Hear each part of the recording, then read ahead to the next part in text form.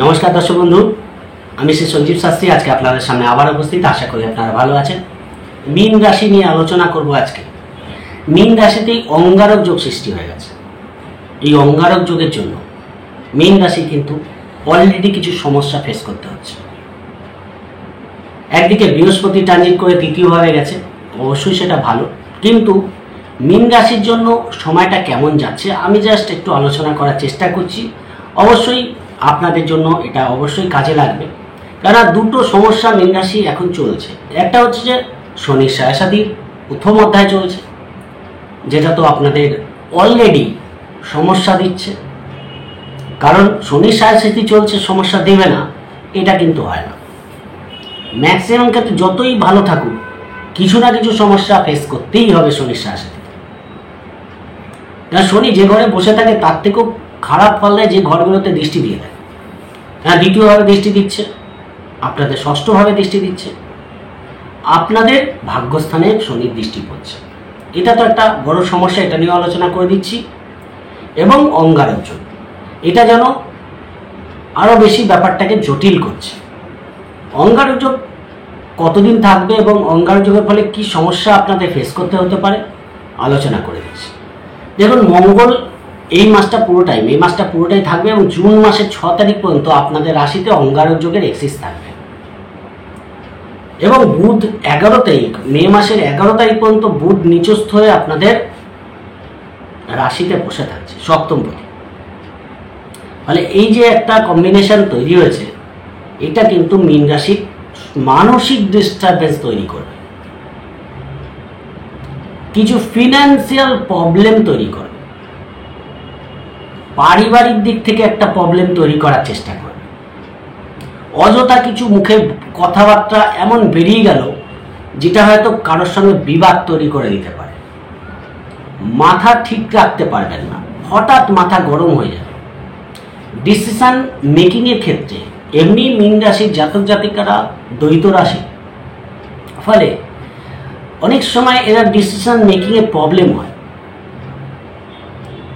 সেখানে এই যে রাহু এবং মঙ্গলের যৌথ অবস্থান, বুধ নিচস্থ হয়ে বসে থাকা, শনির সাড়ে চলা, সব মিলিয়ে আপনার এই টাইমটা কিন্তু এক কথায় খুব একটা ভালো যাচ্ছে না।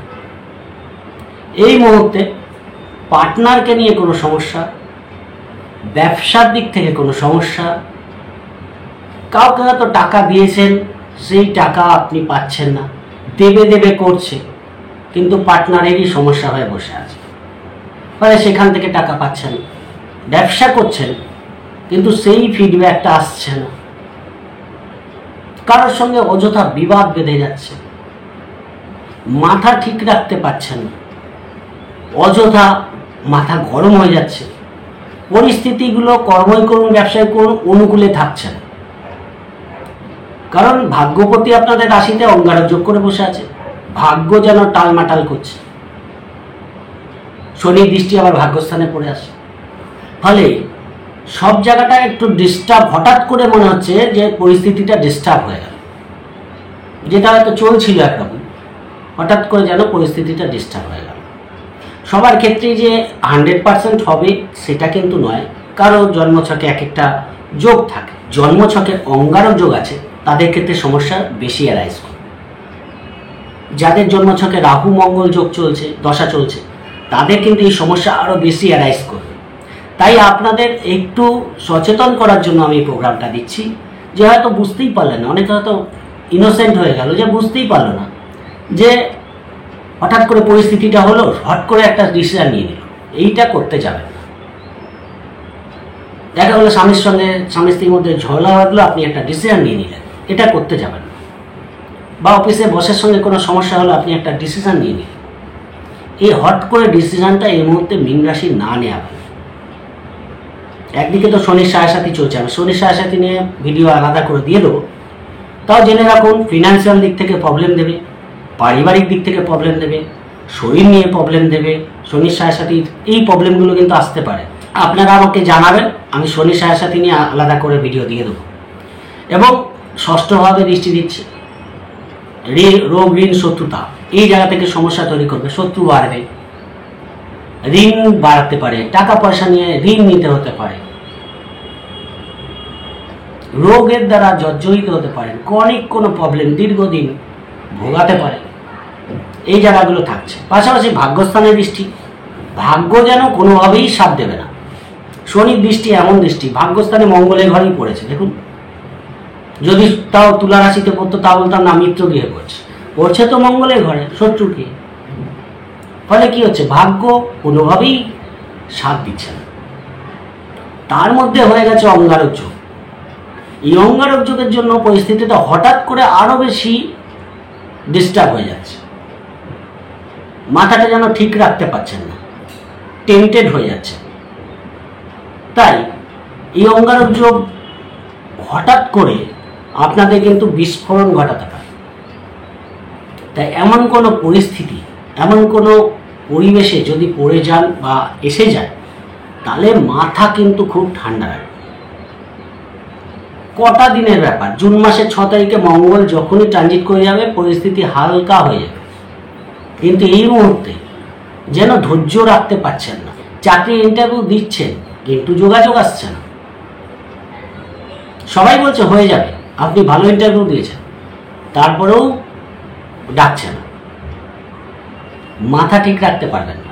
এই জন্য আমি এই প্রোগ্রামটা দিচ্ছি। তৃতীয় বৃহস্পতি গেছে, শুক্র গোচর হবে, রবি আসবে, সব ভালো। কিন্তু আপনাদের কিন্তু এখন আমি মনে করি অঙ্গারক যোগ যেহেতু হয়ে আছে এবং শনির সাড়ে প্রথম ফেজ চলছে, সব জায়গাটাই টাকা পয়সা ইনভেস্টমেন্টের ক্ষেত্রে আপনাদের সাবধানতা অবলম্বন করতে হবে। কাউকে তো ভুল করে টাকা ধারই দেবেন না। আর যদি কোনো লেনদেনের ব্যাপারটাকে লিখিত পরিত করে নিয়ে টাকা দেবেন। উচ্চশিক্ষার ক্ষেত্রে যে ডিসিশনটা নেবেন ভেবে চিন্তে নেবেন। আমি হায়ার এডুকেশন করতে চাই, বিদেশ যেতে চাই, এই সম্পর্কে তো কোনো সিদ্ধান্ত নিতে গেলে ভেবে চিন্তে নেবেন, হটকারিতা করবেন না। পিতাকে নিয়ে কোনো সমস্যা হলে অবশ্যই তার ট্রিটমেন্ট করার চেষ্টা করবেন। এই জায়গাগুলো আপনাদের কিন্তু খেয়াল রাখতে হবে।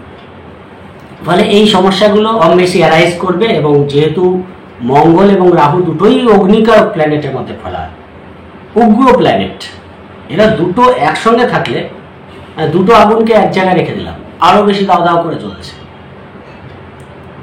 তাই হঠাৎ করে পরিস্থিতি, হয়তো শত্রুতা এমন করে হলো যেটা আপনি বুঝতেই পারলেন না, হট করে শত্রুতা হয়ে গেল। হয়তো ভালোই মিশছিল, হট করে শত্রুতা করলো, আপনি ভাবলেন যে এই শত্রুতাটা কোথা থেকে হলো, কিভাবে হলো, বুঝতেই পারলেন না। এইরকম পরিস্থিতি যদি এসে থাকে মীন রাশির ক্ষেত্রে, তাহলে আপনাদের অনেক বেশি সাবধানতা অবলম্বন করতে হবে। কোনো আইনি ঝামেলা থেকে নিজেদের দূরে রাখতে হবে। অফিসে কোনো সমস্যা তৈরি হলে সেখান থেকে নিজেদের দূরে রাখতে হবে। অর্থাৎ নিজেকে সবার থেকে একটু আলাদা করে এই কটা দিন কাটিয়ে দেওয়ার দরকার আছে। ধৈর্য হারাবেন না। অবশ্যই অঙ্গারক যোগটাকে একটু টলারেট করার চেষ্টা করুন, মাথা ঠান্ডা রাখুন, কোনো ডিসিশন নিতে যাবেন না। হয়তো বিয়ের যোগাযোগ আসলো, আপনারা কথা দিয়ে দিলেন। দেখুন, রাহু মঙ্গল আপনার রাশিতে বসে আছে, সপ্তমভাবে কেতু, এবং রাহু মঙ্গলের দৃষ্টি কিন্তু সপ্তমভাবে পড়ছে, বৃহস্পতির দৃষ্টিও পড়ছে। কোনো দিকে দেখলেন খুব ভালো পাত্র বা পাত্রী, ভালো চাকরি করে বা ভালো ব্যবসা করে, বা পাত্রী খুব ভালো বা পাত্র খুব ভালো, হট করে আপনারা বিয়ের জন্য রাজি হয়ে যাবেন, ভুল করবেন। এই যোগটাতে বিয়ের কত কথা দেবেন না, বিয়ের জন্য এগোবেন না। এখন ভালো লাগলেও পরবর্তীকালে সমস্যা তৈরি হয়ে যাবে। তাই আমার মনে হয় এখনই বিয়ের কথা পাকা করাটা বোকাময়। এমন 3টে গ্রহর কম্বিনেশন চলছে, বৃহস্পতি তো দৃষ্টি দিচ্ছে, কিন্তু আরো 3টি গ্রহের যে কম্বিনেশন চলছে, এই কম্বিনেশনে বিয়ে হলে কিন্তু পরবর্তীকালে আপনাদের সমস্যা ফেস করতে হতে পারে। ব্যবসার ক্ষেত্রে যদি কোনো বড় সিদ্ধান্ত নিতে হয়, আরো একটু অপেক্ষা করে যাবেন, এই মুহূর্তে করতে যাবেন। এই অঙ্গারক যোগ চলে যাবে, তাহলে দেখবেন আপনারা অনেকটা পরিস্থিতি আপনাদের হাতে থাকে।